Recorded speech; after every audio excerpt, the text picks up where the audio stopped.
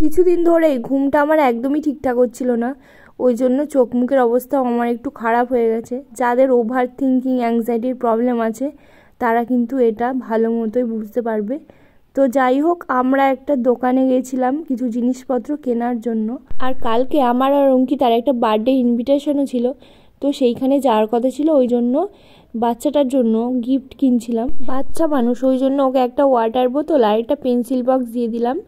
তো আমার জন্য একটা বডি স্প্রে নিয়েছিলাম। তো বডি স্প্রেটা আমার অনেক দিন আগে শেষ হয়ে গেছে, কিনবো করে আর কেনা হচ্ছিল না। তারপর আমি আর অঙ্কিতা চলে গেলাম একদম জন্মদিন বাড়িতে সোজা। তো ওখানে তারপরে কেক কাটিং হয়েছিল।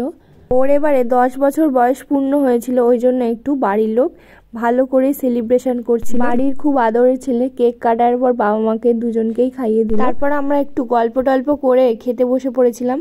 আর মেনুতে ছিল চিকেন কষা আর ফ্রাইড রাইস। চিকেনটা তোমরা আগেই দেখেছো, খেতে সত্যি খুব ভালো হয়েছিল। মানে ফ্রাইড রাইসটা আমার বেশি ভালো লেগেছে চিকেনটার থেকে। তো যাই হোক, তারপর নিলাম চাটনি, পাঁপড় আর মিষ্টি।